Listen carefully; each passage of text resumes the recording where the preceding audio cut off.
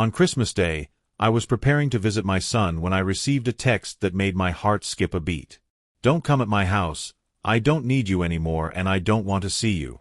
Most fathers would feel hurt, maybe angry, they'd stay home, but I'm not like most fathers. I felt something was wrong when I arrived at his house. Inside was a wild party, but no sign of my son. I walked around the house and discovered something that haunts me to this day. My son was. "Thank you for being here. Tell me in the comments where are you right now, and what time is it there? Have you ever received a message from a family that felt terribly wrong?" The icy December wind whistled through the gaps in my old ranch house, but the kitchen felt cozy and bright. I sat at the wooden table working some saddle soap into my cowboy boots, feeling the leather that had softened over 40 years of hard work. These weren't my everyday pair. They were the ones I kept polished for the moments that truly mattered. Next to me sat the humble gifts I'd prepared with care. I had a bottle of my own 5-year-aged whiskey, some homemade jerky, and a scarf I'd knitted for my daughter-in-law, even if I suspected it wasn't quite her style. 6 months ago, Owen had made the trip down from Tucson just to grab my shoulder and give me a grin. He told me then that I had to come up for Christmas because he was planning on smoking a massive brisket and finding the biggest tree in the neighborhood. That single promise was the anchor that got me through half a year of eating alone in the quiet. Owen had always been a man of his word, and he wasn't the type to break a vow.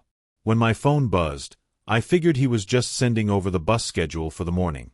The smile left my face the moment I looked at the screen. I read the words over and over, trying to make sense of a message that didn't sound like my son at all. Owen never called me old man in that tone. If he was joking, he used pops or old-timer with a bit of love behind it. This text was clinical, cold, and stripped of any personality. My gut started to churn with a familiar sense of dread. I tried calling him twice, but both times I was met with that same robotic voicemail greeting. I decided to try Brooke, and it took a long time for her to finally answer the phone. Her voice sounded thin and panicked, which immediately put me on edge. When I asked about Owen and the strange message, she claimed they were at the airport heading for an emergency trip to Cancun. She told me he was asleep and begged me not to come, but I knew she was lying. I didn't hear any airport noise or jet engines in the background of that call. Instead, I heard heavy rap music with a thumping bass, the exact kind of music Owen refused to have in his home. The situation turned dark when a rough, mocking male voice told her to hang up and tell the old fool to get lost. The line cut to silence, leaving me standing there with my knuckles white from gripping the phone. My blood was boiling as the reality of the situation started to set in. Most fathers might just sit down and accept the rejection, tucking their gifts away to spend a lonely holiday in the dark. I've spent 70 years surviving everything this Arizona land could throw at me, from predators to crooked men. My senses are still sharp, and right now, I can smell trouble as clearly as the scent of gunpowder. While many things fade with age, a father's instinct only becomes sharper and more intense. I grabbed my jacket and reached into the drawer for my old oak-handled folding knife. The blade had grown thin from years of use, but it remained as lethal as ever. I tucked it into my inner pocket, feeling the cold steel right against my chest. That knife had seen me through skinning game and cutting ropes, and it had even saved my life from a dangerous man once before. Tonight, I had a feeling it might be called into service again. I started thinking about a kid I'd mentored years ago named West, who had eventually found his way into the FBI. He was a troubled boy back then, but he turned his life around, and I wondered if I might need to call in that favor. For now, I needed to be certain of what I was walking into. I left the gifts sitting untouched on the kitchen table and stepped out of the warmth into the biting December air. My old pickup was waiting, but I wasn't heading out for a festive holiday dinner. This wasn't a family visit anymore. I was going to war. That text message was a fake, and that phone call wasn't from a couple preparing for a vacation in Cancun. I could still hear the terror in Brooke's voice and that aggressive music playing in a house where it didn't belong. It was an invasion, plain and simple. Somewhere in the shadows of Tucson, my son was in serious trouble, and I could feel the truth of it deep in my bones. The Greyhound bus let out a heavy groan as it began the trek down Highway 10, moving through the Arizona night like a massive steel predator. The bus was nearly empty, occupied only by a few tired souls and a man who wouldn't look up from his phone. I took a seat in the back on the right side so I could keep a clear eye on everyone around me. The driver was a lean man with a marine tattoo who tried to make small talk about the holidays. I gave him a short answer about seeing my boy, and he luckily let the conversation drop. I wasn't in the mood for pleasantries while the desert blurred past the window under a pale moon. I kept my hand pressed against my pocket, feeling the shape of the knife to ensure I was ready for whatever came next. People often mistake a father's instinct for something soft or sentimental, but it's actually a cold, hard alarm. It doesn't matter how old your child gets or how far away they live. When that signal goes off in your chest, you don't stop to ask questions or second-guess yourself. You simply move toward the threat with everything you have left. My thoughts drifted back to a time when Owen was just 7 years old and we were out tracking a lost heifer. He was a skinny little kid with hair in his eyes, but he refused to stay behind while there was work to be done. We spent 4 grueling hours hiking through the rough canyon terrain to find that animal. Even back then, he never complained or slowed down, showing a level of grit that made me proud. That same loyal boy was out there waiting for me now, and I wasn't going to let him down. When we finally found that heifer trapped in a thicket, Owen didn't hesitate for a second before scrambling down to help. He tore his jacket on the thorns and stayed there soothing the animal until I could finally pull her free. On the long walk back to the ranch, he looked up at me through the dirt and scratches with a wide grin on his face. He asked if we were a good team, and I told him we were the absolute best. That memory hit me with unexpected force as I sat on a half-empty bus barreling toward Tucson at 70 miles per hour. The driver's voice crackled over the intercom to announce we were 10 minutes away from the city limits. Through the front windshield, I could see the city lights spreading out across the desert horizon like a glowing carpet. There were Christmas decorations draped over palm trees and neon signs flickering from late-night diners along the road. To anyone else, it might have looked like a welcoming holiday scene, but to me, it felt cold and alien. While families walked arm in arm under colorful lights, I felt like I was heading straight into the heart of a storm. When the bus finally hissed to a stop at the station at midnight, I was the first passenger to step off onto the hard pavement. The December air felt like a slap against my face, sharp and unforgiving as I stared into the dark streets. My hand instinctively went to my pocket to check on the folding knife, confirming I was ready for whatever came next. This wasn't going to be a happy holiday reunion.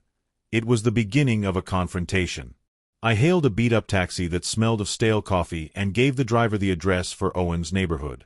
As we turned onto his street, the contrast between Owen's house and the rest of the neighborhood was jarring. Every other home was ablaze with festive lights and inflatable Santas, but my son's house sat in total darkness. 3 black Ford F-150s were parked haphazardly across the front lawn, their tires having carved deep, ugly ruts into the grass Owen loved. The house was dark, yet the walls were vibrating from the heavy, aggressive rap music Owen had always despised. I moved through the shadows of an oak tree and peered through a small gap in the living room curtains. Inside, the scene was even worse than I had imagined. A bloated man was swigging from Owen's expensive whiskey while a woman flicked cigarette ash directly onto his white wool rug. My attention was fixed on a younger man with a shaved head and a massive scorpion tattoo crawling up his neck. He was leaning back with his boots on the coffee table, casually cleaning his fingernails with one of Owen's own kitchen knives. I recognized him as Brooks' brother Vance, a man Owen had specifically told me was never welcome in his home. I backed away from the window with my heart hammering against my ribs, processing the desecration of my son's life. I briefly considered kicking the door down, but the old wolf instinct in me whispered that I shouldn't give up the element of surprise. I retreated into the shadows to think, wondering if I should try the back entrance instead of a direct approach. Part of me hoped I was just overreacting to a messy family visit, but my gut told me something much more dangerous was happening. I decided I had to look Brooke in the eye, because I knew her eyes wouldn't be able to lie to me. I stepped out of the darkness and pressed the doorbell, listening as the music inside cut off abruptly. I heard muffled voices and heavy footsteps before the door finally cracked open just a few inches. Brooke stood there looking gaunt and exhausted, her heavy makeup failing to hide the dark circles under her eyes. When she realized it was me standing there with my old duffel bag, the color drained from her face instantly. I greeted her gently and asked where Owen was, watching as she trembled and struggled to find a lie that would stick. Brooke's excuses became frantic and scrambled as she tried to keep up the charade. Vance suddenly loomed behind her, clutching a beer bottle with a face flushed deep red from drinking. He looked me up and down with obvious disgust, his yellowed teeth showing through a mocking grin. He called out to Brooke, asking if I was the old farmer she'd mentioned, before stepping in to block my path. He was much taller than me, using his height to try and intimidate me into backing down. He told me I was at the wrong house and that they didn't need anything I was selling. I stood my ground, explaining that I wasn't a salesman and that I was simply there to see my son in his own home. Vance didn't budge, claiming Owen was tied up and busy before threatening to physically remove me if I didn't leave immediately. I could see Wade and Lynn in the background, watching the confrontation like it was some kind of sick entertainment. As I looked at Brooke, I noticed a dark purple bruise on her wrist that looked exactly like the marks of someone's fingers. I tried one last time to reach her, begging for just a minute with Owen, but she cut me off with tears in her eyes. She pleaded with me to go away, promising that Owen would call me tomorrow if I just left right then. The desperation in her voice was heartbreaking, but before I could say another word, Vance slammed the door and turned the deadbolt. I stood on the porch for a moment, listening to the music get louder as they mocked my departure. My reflection in the window showed a tired old man with a bag of gifts, looking exactly as defeated as they wanted me to feel. They had no idea who they were actually dealing with or how much that bruise on Brooke's wrist had changed things. I walked away slowly toward the street to make them believe I had given up and was heading home. Once I hit the corner, I ducked behind a neighbor's hedge and waited several minutes to ensure I wasn't being followed. I circled back through the alley, ignoring the ache in my arthritic knees as the cold air bit at my skin. I found a loose panel in Owen's backyard fence and squeezed through to see the total destruction of his property.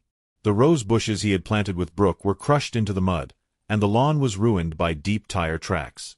The air smelled of gasoline and sharp chemicals that burned the back of my throat as I crept toward the back of the yard. I reached the small tool shed Owen had built himself, noticing that it had been heavily reinforced with metal bars and a massive new padlock. It made no sense to have such an expensive lock on a simple shed unless something valuable, or someone, was inside. I pressed my ear to the wood and heard the unmistakable clinking of heavy chains. A faint, raspy voice drifted through the boards, desperately asking for water. My heart nearly stopped as I whispered Owen's name into the gap between the wooden slats. After a few agonizing seconds of silence, I heard a weak, desperate knocking from the other side. Then came a sob that sounded like a lost child finally finding safety, and a voice I recognized in my soul called out for me. My world shattered as I realized my son was being kept like an animal just feet away from where his relatives were celebrating. I whispered back to him, my voice shaking with a mix of fury and relief as I promised to get him out. He managed to rasp out a warning that they were going to kill him if he didn't sign something for Vance. I cut him off quickly, telling him to stay quiet and promising that no one was going to lay another finger on him. The time for talking was over. I was going to do whatever it took to bring my son home. I promised him that no one was laying another finger on him as long as I was still breathing.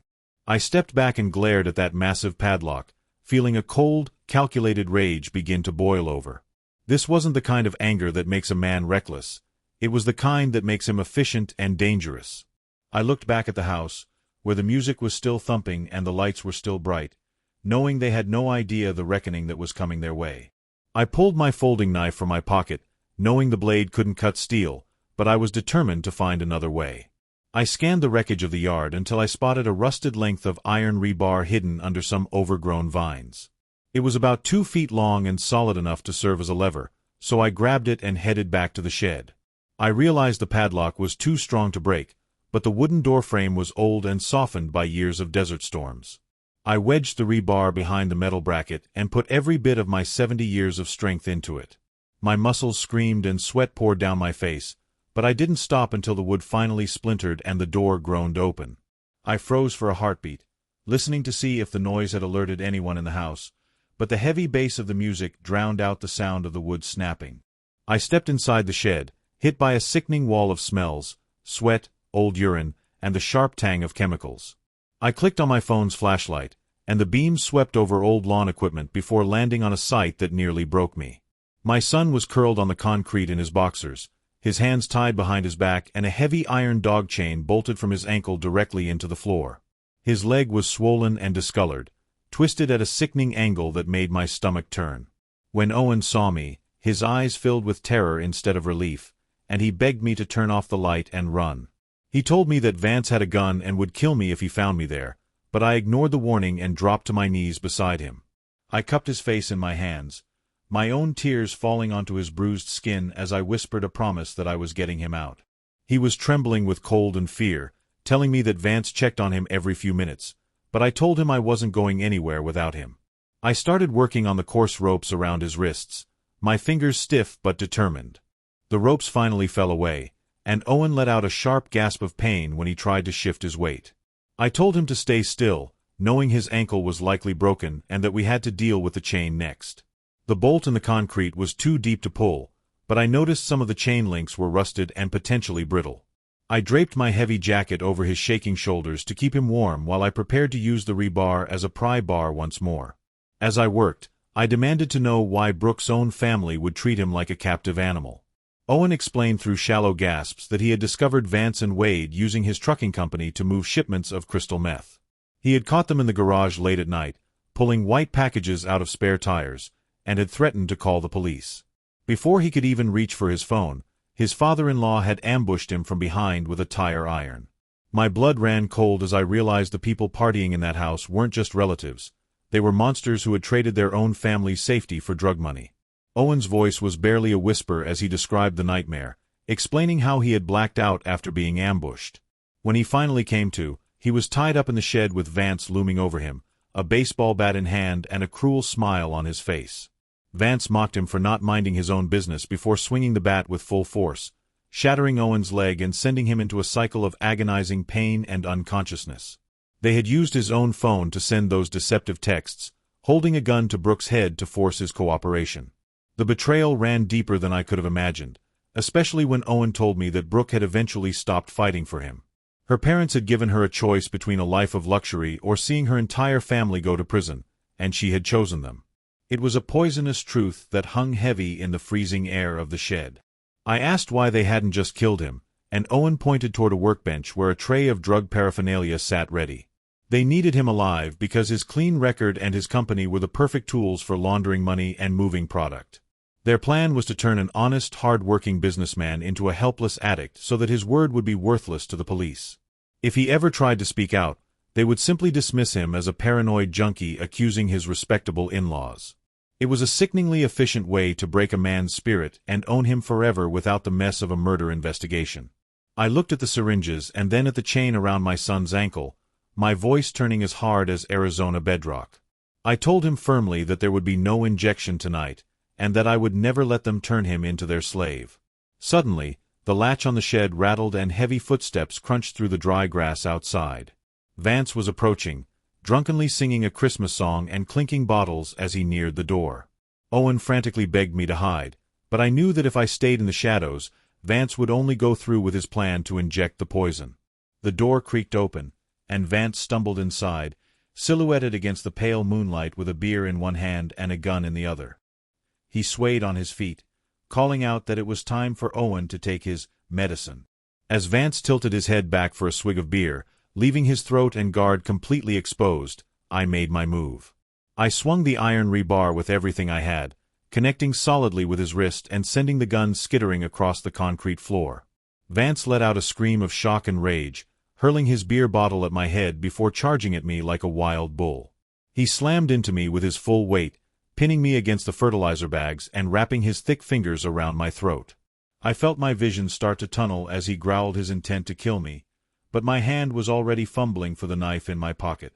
In one smooth motion, I flicked the blade open and drove it into his thigh, forcing him to release his grip and roll away in agony. As I gasped for air, Owen used his good leg to hook the fallen handgun and drag it within my reach. I lunged for the weapon and aimed it directly at Vance, who immediately began whimpering and blaming his father for the entire scheme. I didn't pull the trigger, but I did use the rebar to deliver a controlled blow to his temple that knocked him unconscious. The immediate threat was neutralized, but I knew the rest of the family was still inside the house, and we were far from safe. I was gasping for air, my heart hammering against my ribs like I'd just finished a dead sprint. My hands were shaking uncontrollably, and my throat throbbed where Vance's heavy fingers had tried to crush the life out of me. We didn't have a second to breathe because the music inside the house suddenly cut to a chilling silence. I heard Lynn's shrill voice screaming for Vance, followed immediately by the thundering sound of Wade's heavy footsteps rushing toward the back door. Vance's scream had been loud enough to wake the dead, and I knew our window of surprise had slammed shut. I scrambled to search Vance's pockets, fishing out his wallet and a key ring adorned with a Ford logo.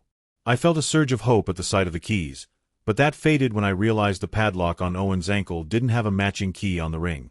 The chain was anchored to the floor with a heavy U-bolt, so I grabbed a rusted wrench from the workbench and attacked the seizing nut. My shoulders burned and sweat stung my eyes as I fought the rusted metal while Owen urged me to hurry. With one final desperate heave, the nut gave way, and I managed to pull the bolt free from the concrete floor. The chain was still clamped to Owen's leg, but at least he wasn't tethered to the building anymore. I hauled him to his feet, but his broken leg buckled instantly, forcing him to stifle a cry of pure agony. He leaned his entire weight on me, his arm draped over my shoulder while the heavy iron chain clanked and scraped against the floor.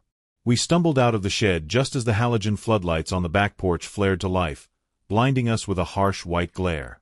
Wade was standing there with a shotgun in his hands, and Lynn was right beside him, screeching for him to kill us. I didn't stop to argue. I just kept dragging Owen toward the side of the house as the shotgun roared.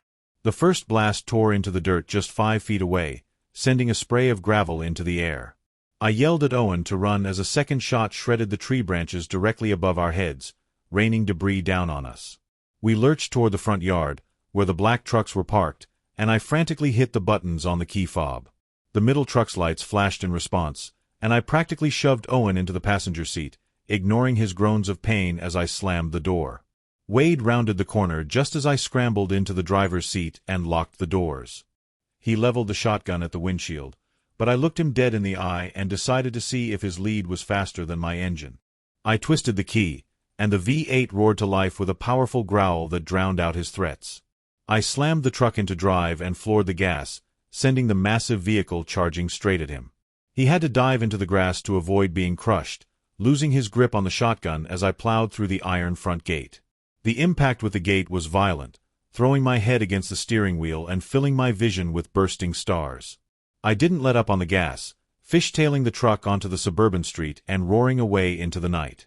I glanced over at Owen, who was deathly pale and drenched in a cold sweat, clutching his mangled leg as the chain rattled against the floorboards. He whispered a question about whether we were finally out, and I checked the rearview mirror to find the road behind us empty for now. My knuckles were white as I gripped the wheel, knowing the fight was far from over and that my son was fading fast. I pushed the F-150 to 80 miles per hour on the dark highway, desperate to reach help before Owen slipped into shock. He was complaining about being cold and tired, clear signs that his body was beginning to give up on him. I kept talking to him, reminding him of how he never gave up when he was a boy, and I even gave his cheek a firm slap when his eyes started to roll back. I remembered a small urgent care clinic in Sierra Vista that was far enough away to avoid the family's immediate reach. I pulled the truck up to the entrance at a jagged angle and carried Owen inside, kicking the door open to find a startled nurse and a doctor who looked like he'd seen a ghost. The doctor took one look at Owen's mangled leg and the heavy iron chain still clamped to his ankle, and his entire demeanor shifted from professional concern to deep suspicion. He noted immediately that the injuries were the result of blunt force trauma rather than an accident, and he began questioning my identity and what I had done to my son. I pleaded with him, explaining that I was his father and that I had just rescued him from a kidnapping, begging him to treat the leg before asking anything else. Dr. Stone made a split-second decision and ordered the nurse to get Owen into the treatment room for morphine, but he made it clear that I was to stay exactly where I was. As they wheeled Owen away, I overheard the doctor instructing the nurse to call the local police to report suspicious injuries, as per protocol. I tried to intervene, telling her to call the FBI instead of the local authorities, but the doctor pushed my hand away and insisted on following the standard rules. I sat alone in the silent waiting room, feeling the walls close in as I realized my own phone was completely dead from the night's long ordeal.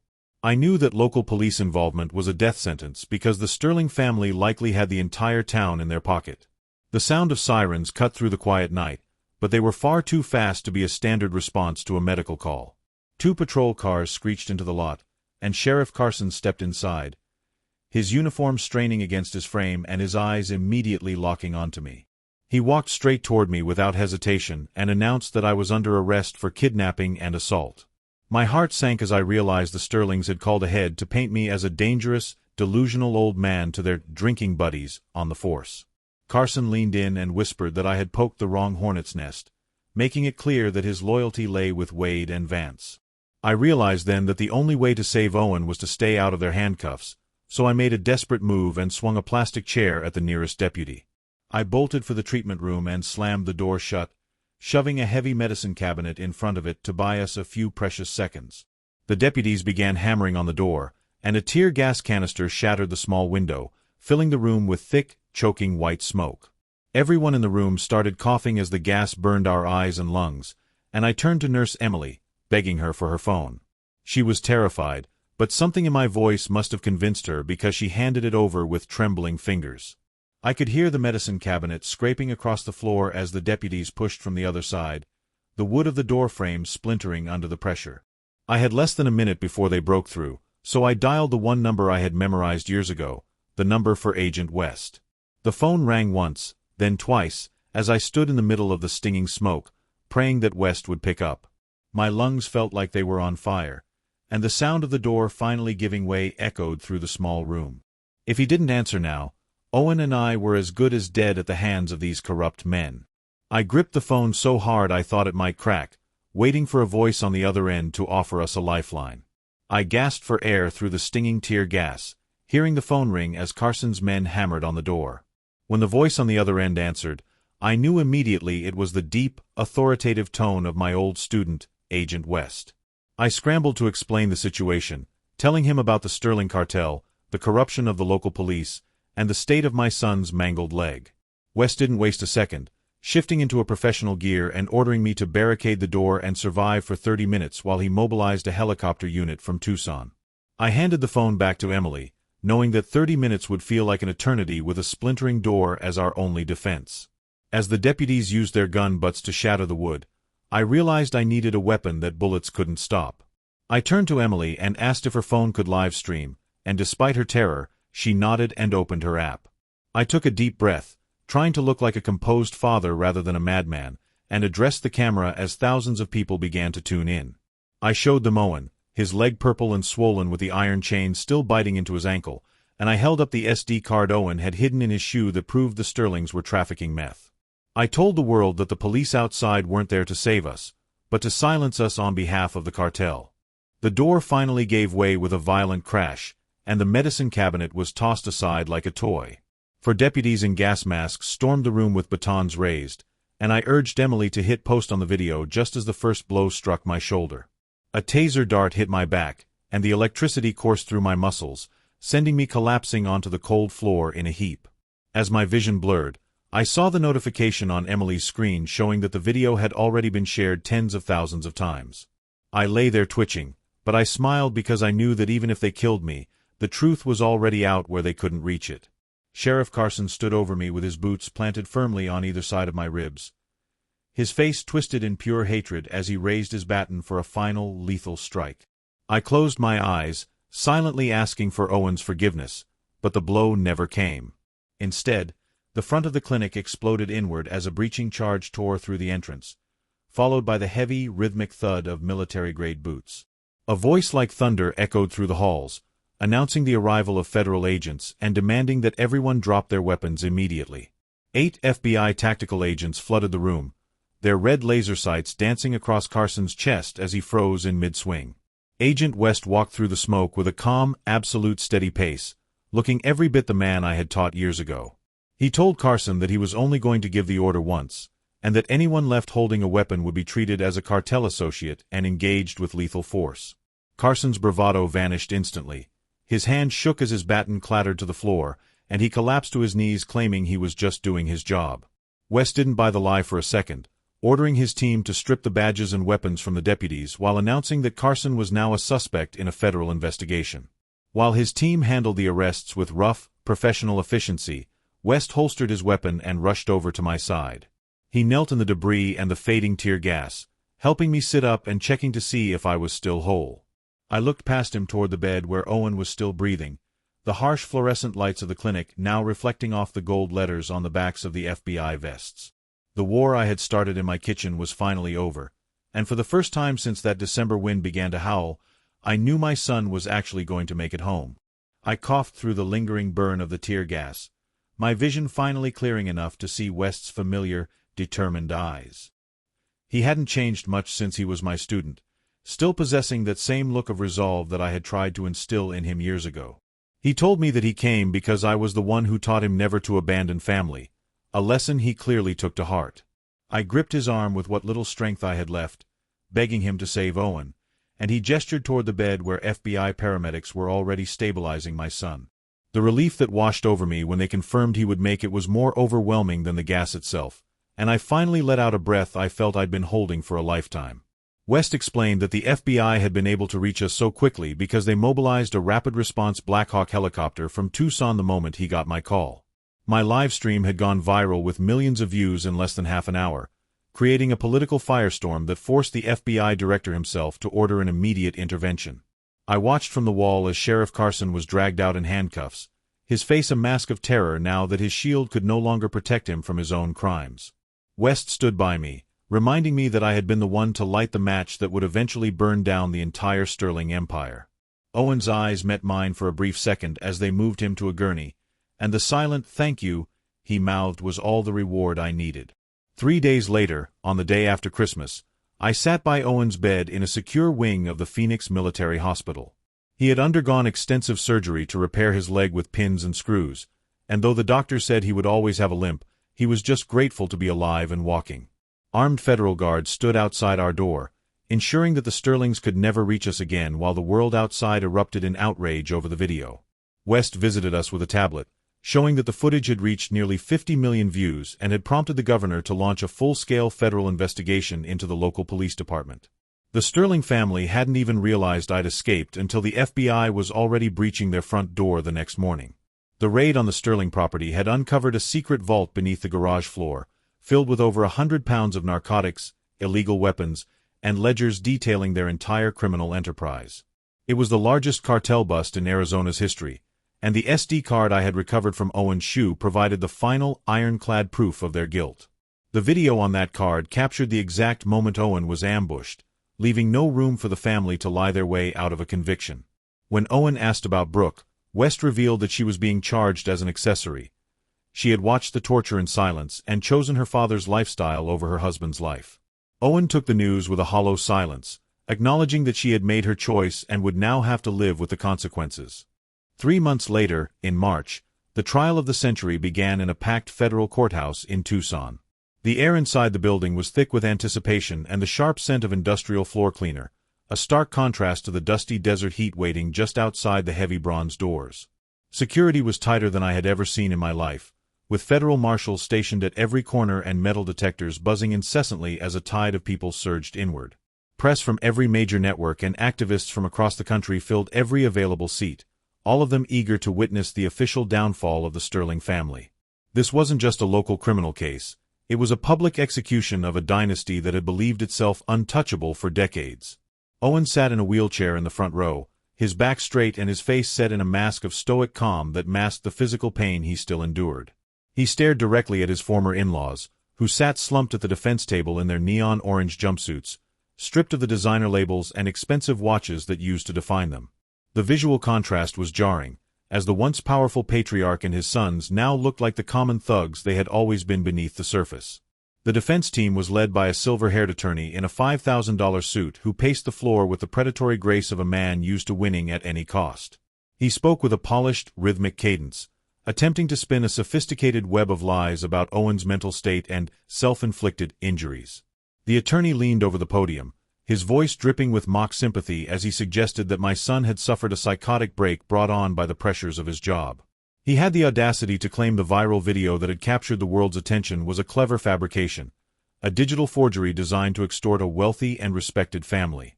He went even further, suggesting with a straight face that the drugs found in the warehouse had been planted by rival cartels seeking to frame the Sterlings.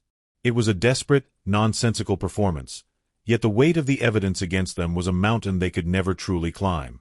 They were trying to fight a forest fire with a garden hose, and the absurdity of their defense was not lost on the judge, who watched with a raised eyebrow. The defense attorney stood with practiced confidence during his opening statement, attempting to dismiss all charges by painting the Sterlings as the actual victims of a tragic misunderstanding. He portrayed them as pillars of the community who had been unfairly targeted by a disgruntled employee and an overzealous public. Owen gripped the armrests of his wheelchair so hard his knuckles turned white, the leather creaking under the strain of his suppressed emotion. His face began to flush with a mix of fury and disbelief as he listened to the man dismantle his character in front of a global audience.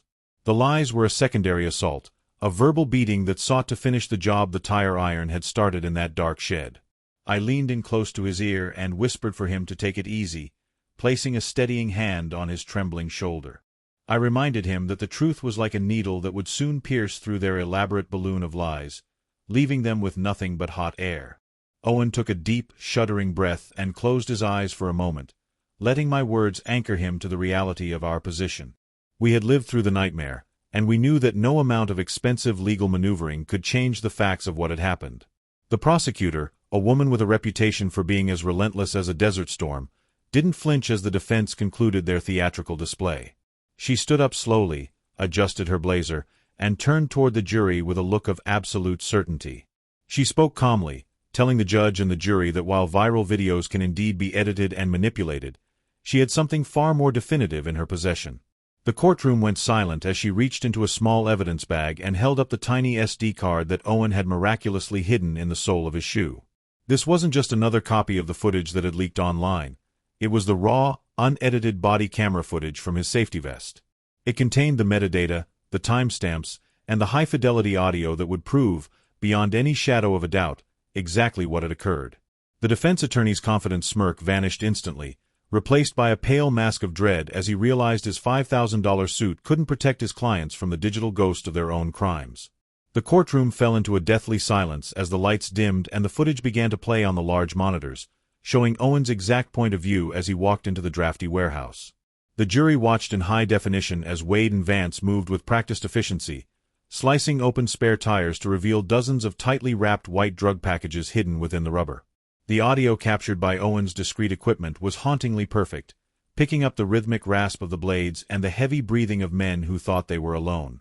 It captured the exact moment Vance chuckled and admitted the shipment would set them up comfortably for months, a confession of greed that echoed off the high courtroom ceiling. This was followed immediately by Wade's chilling warning to keep the too honest Owen in the dark, a cold acknowledgement that my son's integrity was a liability they intended to manage with violence. The video then shifted into a chaotic, terrifying sequence that documented Owen's brave confrontation with the men he had once considered colleagues. The jury saw the confusion turn to realization on Owen's face, followed by the lightning-fast moment Wade ambushed him from behind with a heavy tire iron. The camera jolted and spun as Owen fell, but the microphone remained active, capturing the sickening, wet sounds of the beating that followed. Each strike was a dull thud that seemed to vibrate through the wooden benches of the gallery, making the horror of that night inescapable for everyone present. By the time the screen finally went black, leaving only a haunting silence in its wake, several of the jurors were openly wiping away tears. Even the lead defense attorney, who had spent the week posturing and projecting confidence, sat frozen in his leather chair with his mouth hanging open in visible shock. When the bailiff finally called my name to the witness stand, the walk felt like a mile-long journey through a gauntlet of expectant eyes. I took my seat and spoke simply and from the heart, purposefully avoiding the legal jargon that had cluttered the trial up to that point. I told the jury that I was just a humble farmer who had spent a lifetime teaching his son the quiet, unshakable value of honesty and the sanctity of family. I explained that a father always knows when something is wrong in his gut, a sixth sense that transcends logic or evidence. While the Sterlings had used their immense money and political power to build a wall of protection around their crimes, I reminded the court that they had forgotten one crucial, human thing. They had underestimated the fact that a real father would never abandon his son, regardless of the odds or the enemies waiting in the tall grass. I turned in the witness box and pointed directly at Owen, whose quiet dignity was the most powerful evidence in the room. I told the court that no matter how many guns the Sterlings purchased or how many officials they bribed, we had the truth on our side, and the truth is a debt that always eventually collects. The gallery, which was packed with locals and members of the press, erupted in a sudden wave of applause that the bailiff struggled to contain. The judge, usually a woman of ironclad composure, had to take a long moment to adjust her spectacles and steady her voice before addressing the room. She cleared her throat and gave the final instructions, her eyes lingering on the Sterlings with a look of profound distaste before the jury retired to deliberate. The atmosphere in the hallway during the wait was thick with tension, yet for the first time in months, I felt a strange, deep sense of peace.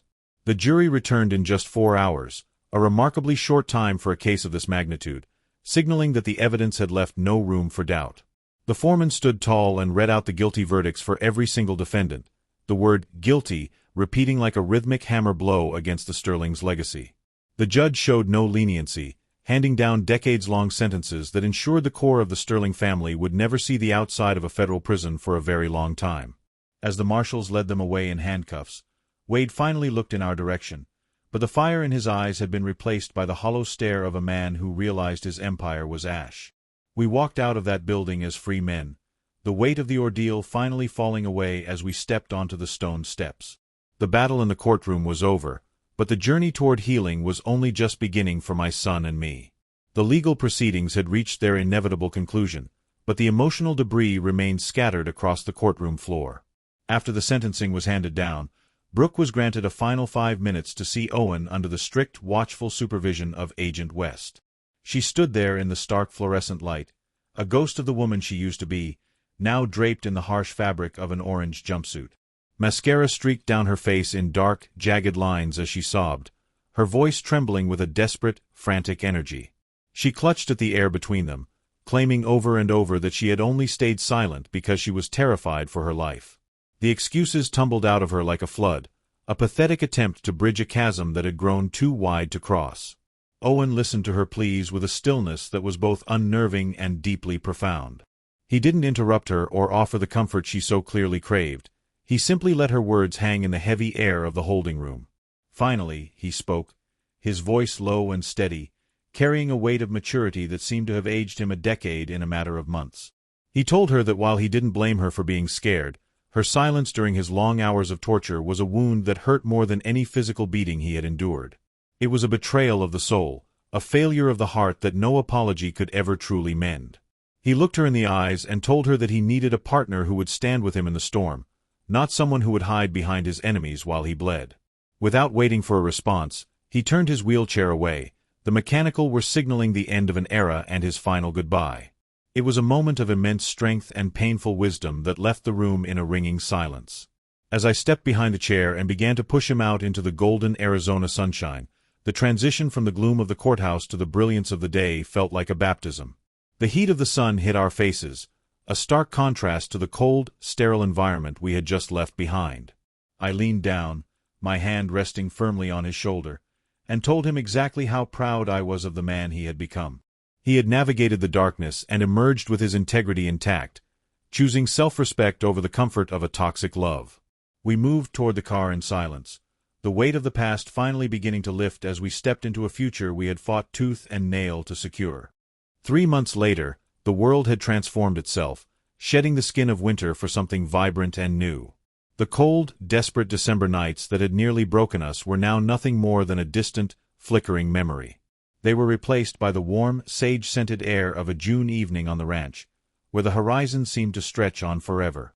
The smell of brisket, which Owen had been slow smoking for 14 hours with the patience of a true craftsman, filled the backyard. It was a rich, heavy scent that promised comfort and celebration, swirling through the air as the sun began its slow descent. The sky was a bruised masterpiece of orange and purple, reflecting the complex beauty of a life reclaimed from the brink of destruction. Owen was standing by the grill on crutches, his posture displaying a rugged resilience that made my chest tighten with pride.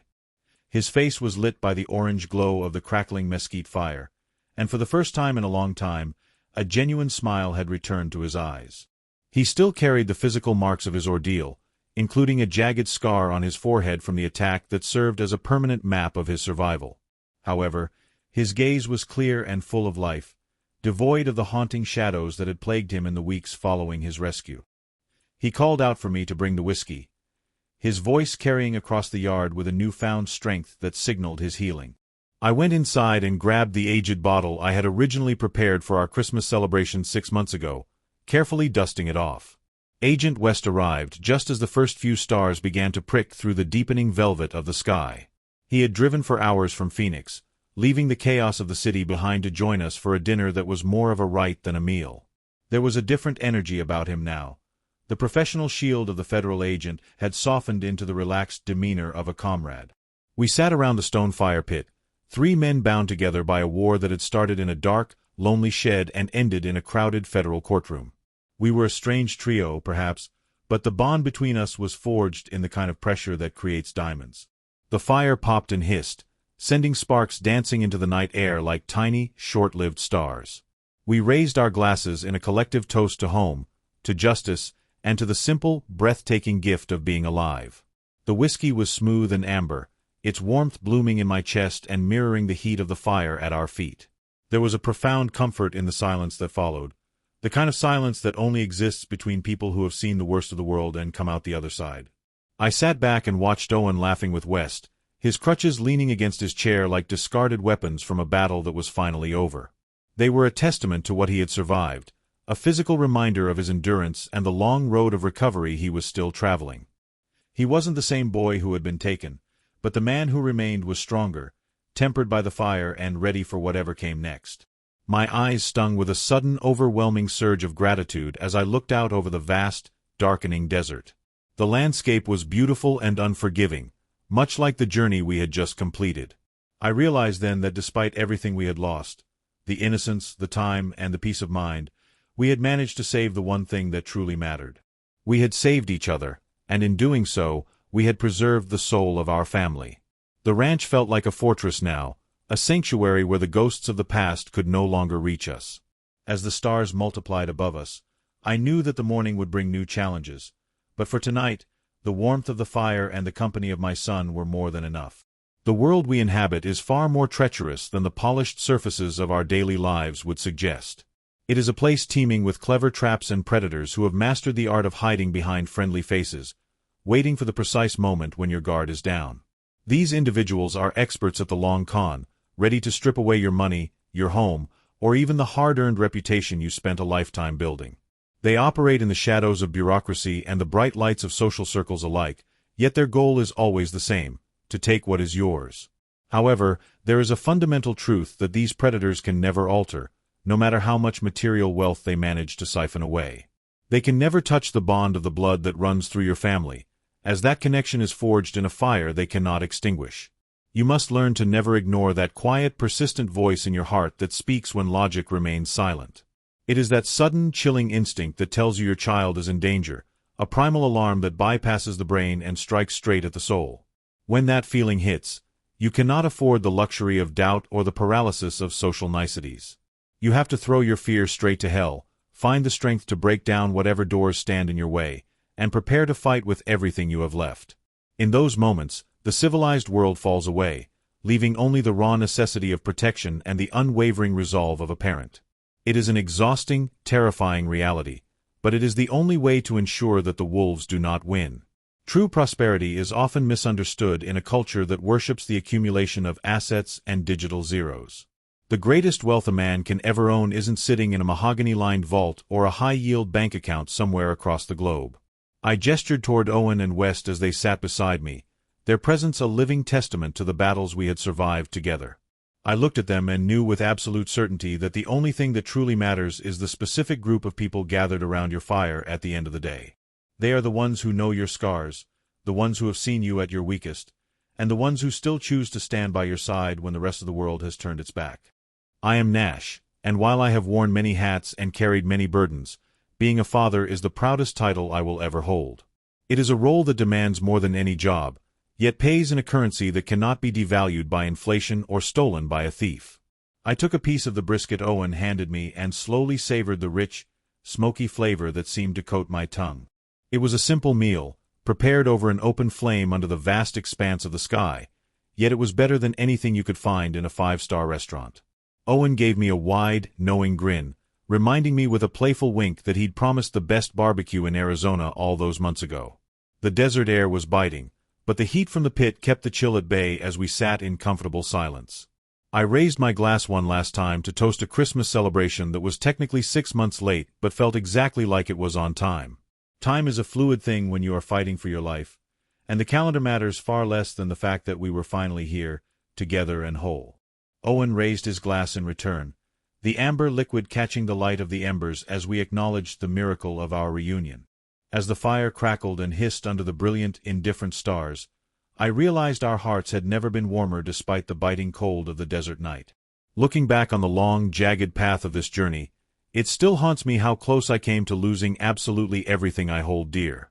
The memory of that first message on Christmas Eve remains etched into my mind like a scar that refuses to fade.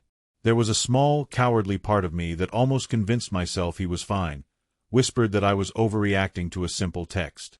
I almost waited for the morning light to take action, and that brief moment of hesitation remains the one thing I hope you never repeat in your own life. If I had listened to my logic instead of my blood, the fire we sat around tonight would have been a very lonely place indeed. Don't ever second-guess your instincts when someone you love is calling out for help. I wasted precious hours questioning my gut, and by the time I finally reached that shed, Owen had already been chained up for 3 agonizing days. If I had listened to the voice of logic or told myself to wait until after the holiday, I might have arrived to find my son dead or destroyed. These stories I tell aren't just for your entertainment. They are the most important lessons of my life wrapped in the truth of what I lived through. The Sterling family and Sheriff Carson were banking on my hesitation and my obedience to the rules. They nearly won because they expected me to act like an old man who was too tired to fight back. Thank God I chose to trust my instincts one more time and remembered that a father's job never truly ends, no matter how old he gets. Owen is alive today because I didn't wait for permission or ironclad proof before I headed toward Tucson. I simply went because my son needed me, and that was enough. Please listen carefully to these stories, because they aren't just about the things I did right. They are warnings about the mistakes I almost made and the action I almost didn't take. Your loved ones don't need you to be a perfect hero with all the answers. They just need you to be the person who shows up when things get terrifying. This story could be the very thing that saves your family one day, so please share it with others. I'd like to hear from you in the comments if you've ever had to trust your gut to save someone you love.